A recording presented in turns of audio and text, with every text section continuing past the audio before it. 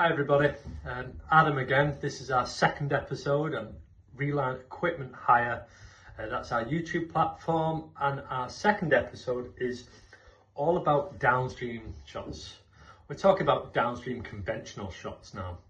Now, if you're watching these longer 30-40 minute episodes, I'm guessing that you're already in the game, so I'm not going to insult your intelligence. I'm pretty sure you know how to fill up a downstream shot and circulator. So I'm going to go a little bit more advanced and talk about things to look out for, my experiences and where I've made mistakes. I've heard of other people in the industry making mistakes and learned from them, because I think learning from other people's mistakes in pipe relining is much cheaper than making it yourself. Okay, so if you're here when I tell you I've made a big mistake, learn from it, because I've done the same with others. So let's start with the basics, which is assessing the drain.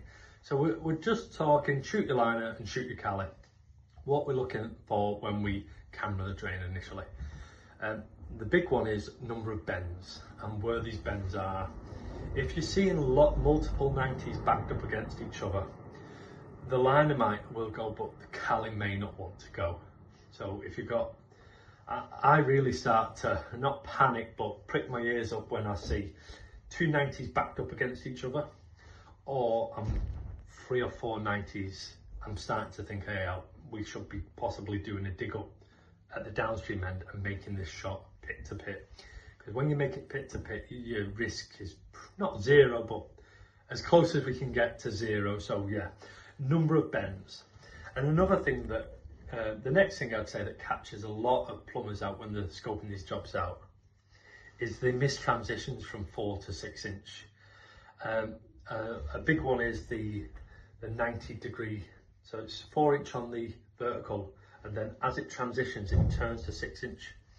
The camera finds it very hard to spot that because it's going around the bend and you're on the side of the bend. So that's one to look out for.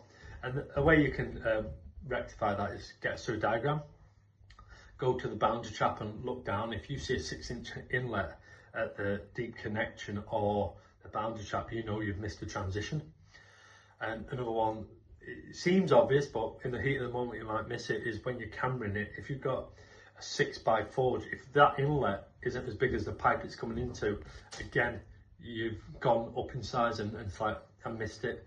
Because quite often than not, the tapers are on the top and your camera's on the bottom. It sometimes misses it. So there's a couple of things. 2 little notes I would say is, with the rollover 90s, especially in Australia, that's all I know really. When they're in an undercroft or a subfloor that you can't gain access to, that first initial oval cap, if that's been taken off in the past and not put back properly, your liner can come, hit it, pop it off, and it just keeps going. That's a world of pain. That's not a good day. And also when inverting your liner, it can hit it and stop, because as a line of sight, the point of inversion just wants to keep going, and it hits a sharp edge on the earthenware. So what you can do is just stop, let gravity take effect, and it goes. And then if that don't work, you can put water into it and hope that the gravity effect comes down as well. But yeah, usually gravity will let it go and then you can carry on. So there's 2 things you should be looking for. Another is, if you see a square junction, liners don't like square junctions. Liners like to go with the flow, they like curves. So see a square junction, straight away I'd be either thinking about getting access to that square, or we can turn into a guided inversion, which is a different lesson completely. So yeah, square junctions, number of bends, transitions, gradient. That's a big thing, especially when doing stormwater. So if you're doing a big long stormwater shot and you've got heavy gradient, am I going to be able to get the water out? Should I do an excavation down at the far end and make it a pit to pit shot, and then install plastic, and then we can line into the plastic, which is a better result really. But gradient's a big one as well, because if you've got big gradient and it's a 6 inch shot terminating in, say, a 15 inch easement, you've got a lot of pressure on that cal tube. So should I be uprating to a medium or heavy duty? Should I be doing a dig those are the type of things you should be looking at when assessing downstream shots. So yeah, gradient, bends, inlets, transitions, they should all be on your mind, because especially if you've missed a transition and you've got the customer signed up at this price, but then realise, oh, my materials cost has just skyrocketed. It's hard to then go to the customer when you're on site and say, oh, sorry, gonna need some more money. It's not a good look, and it's a bit embarrassing. So yeah, that's what I'll be looking for. If there's anything I've missed, just send us a video or text.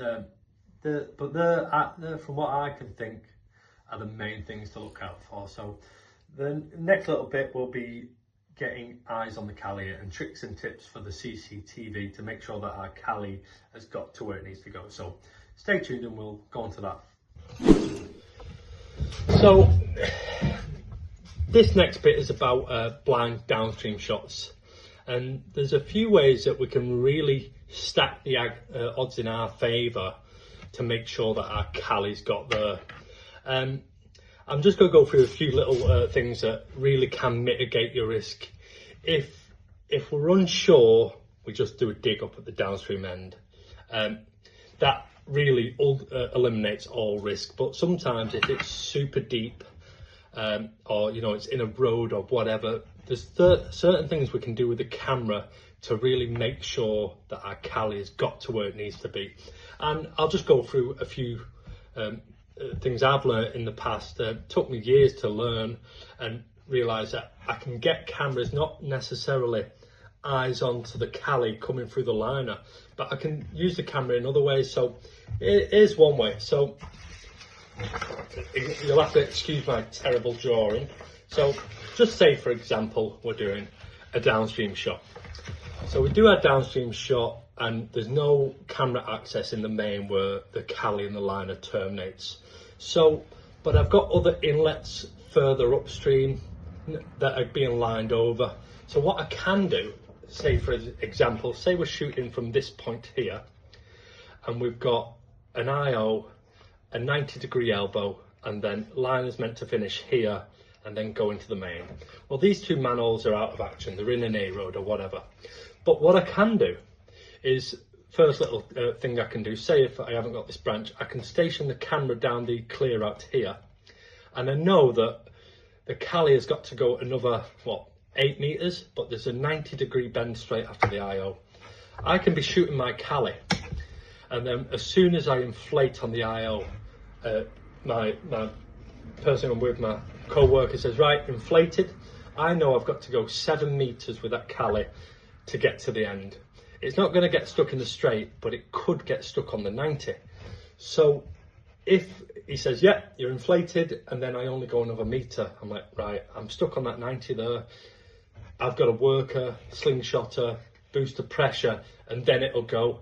So even though I can't see the Cali in the main, just having that inflation, like that, the timing and knowing how far I've got to go, that's a key indicator to let you know that you've got all the way. And another one is, say you have a gully or a vent, or I don't know, some other form of inlet here. I can push round the gully, usually an overflow relief gully, being the last inlet or the lowest point. Then I know, right, you've inflated here, and then say it's only another 2 meters of straight. The likelihood on your Cali stopping or getting stuck in the straight are pretty slim. So even though I've not got access to see the Cali, I can use the camera in other ways to really bring down that risk and know that I've got there. That's one thing to have a look at. Another example is, say you're doing a boundary trap shot right to the main, and you want to get the last joint and you want to get there. And even though we won't go into the laws and coding about sealing the last joint, but say this, for example, say we're doing a boundary trap here, and we've got a manhole here, but just say, for example, we want to get the last joint, and we've measured out our liner and got our retraction that there or thereabouts bang on.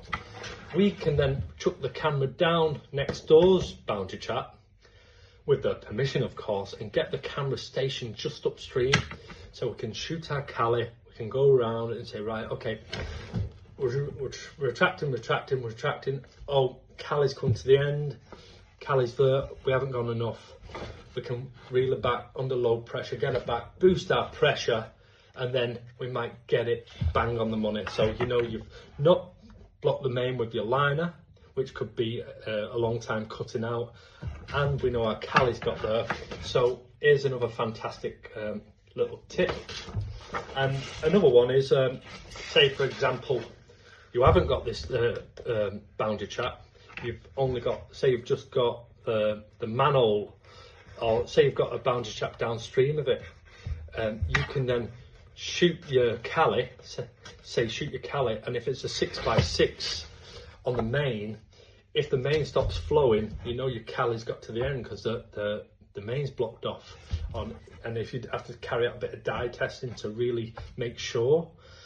That's another little tip that you can do. You've blocked off the main, stop flowing, so you know your Cali's got there. So it's just getting your head around, just because I can't see the Cali, you can use the camera in other ways to really bring down that risk factor of not getting that last bend or last joint. So yeah, start thinking about other ways of getting the camera access to really stack the odds in your favour. That's what I'm trying to get to. So yeah, hopefully those tips have helped you out. And then yeah, we're going to move on to our last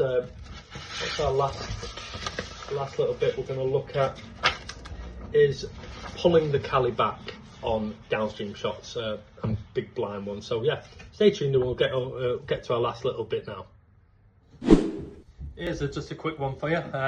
Lubricating your liners and your Calis on big blind shots with multiple bends. You've got various methods to lubricate them.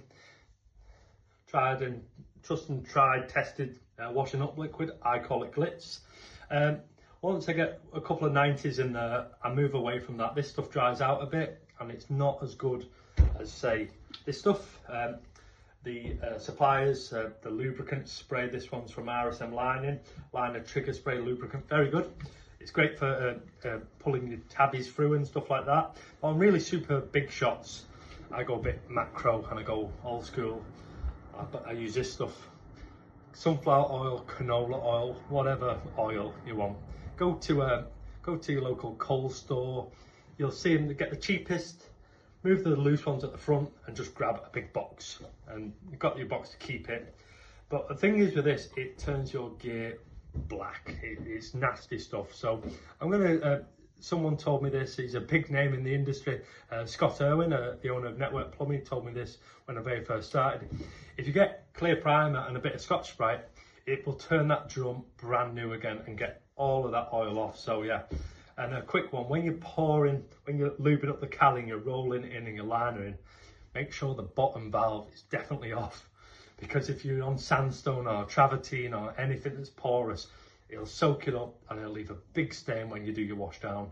So yeah, bottom valve off, clear primer, but you can't beat old-fashioned sunflower oil, canola, whatever you want. So yeah, great tip there for your blind, multiple bend shots.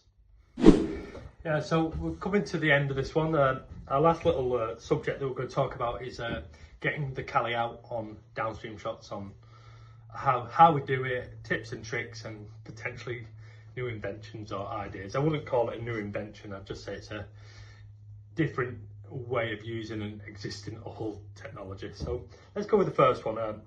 First one is obviously, it's a downstream shot, it keeps its head pressure. We just disconnect the line of the Cali, we grab hold of our rope and hose and we pull it out. It's pretty simple. Even small ones can be pretty hard to pull out by yourself.